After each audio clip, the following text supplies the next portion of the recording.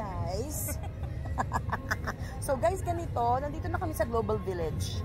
So, kanina nasabi ko sa inyo sa earlier vlog ko na 25 dirham yung kanyang entrance. And now, dito napakaganda in every parang tinatawag na, hindi naman in every building na parang itsurang building, pero hindi yung building. Parang, ano bang tawag doon na? In every arc, may country na nagre-represent, no? So, may globally, so may United Arab Emirates, may Pakistan, may Turkey, may USA.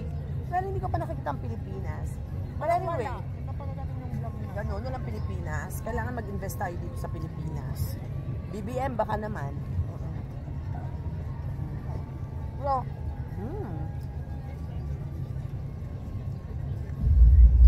Kaupo kami ngayon dito. Nirentahan namin to. Yan. Ito pa ng upuan na to ay hindi libre. Bayad kami ng 65 dirhams. So parang lumalabas to. How much? Mga 700, 800, ganun. Tayo ata to eh. Ano, tignan natin kung mainit. Hindi, tubig lang to. Ay, I don't know. Let's see.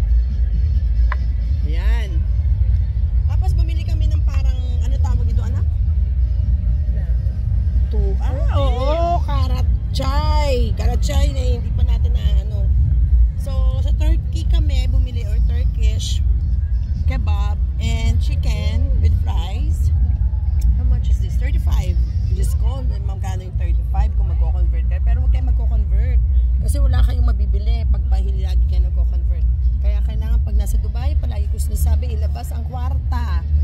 Kasi, lahat dito, hindi kayo mag-enjoy kapag hindi kayo naglabas ng kwarta. Di ba na? So nga 50. O 50. Alam niyo kung magkano ang 100 dito? 15, 1,500 something. 1,560, depende sa palet. O ito, Diyos ko, magkano to? 50. Ibig sabihin, dalawa 50. So 700 plus na to. Yung drinks na yan. Ano bang klaseng drinks to, anak? Supercharger mo. Ang sarap. Ang sarap niya.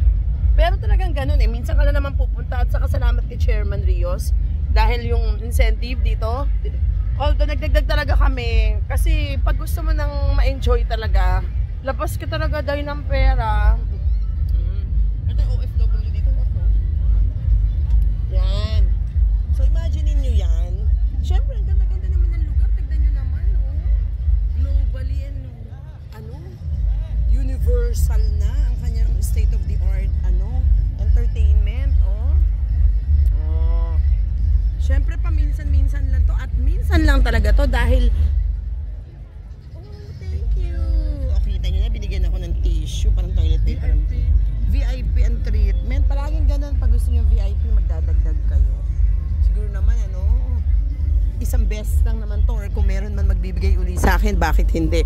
Or may chance na makarating ang mga anak ko dito, why not, no? Kunin kami or papuntahin kami dito, why not? But anyway, para sa akin, at the end of the day, when you are traveling, you are prepared, you are ready for anything and everything, and make yourself happy at all times, and never mind any hustle because this is part of our travel and there's no perfect travel at all. What can you say? Worth it pera nyo dito guys. Kasi hindi kayo mag-iisip kung uulan or whatsoever. Kasi talaga namang hindi inuulan ng Dubai. So, hindi ngayon, November 7, hindi mainit. Kahit punong-puno ng ilaw sa paligid. Hindi siya mainit, mahangin pa.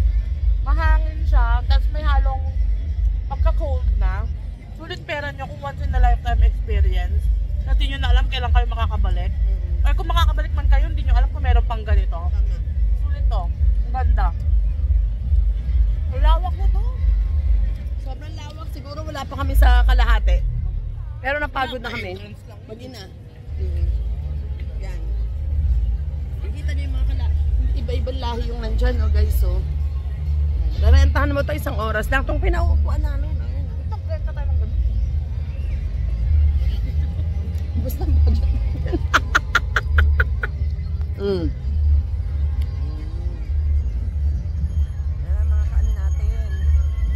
level natin sa kainan at sa pag-upo-upo. Ayan, no? Ayan. So, hinanapan ko lang si anak ko sa Kasibiron para at least makaupo din dito kasi sayang 65 eh. See you in my next vlog.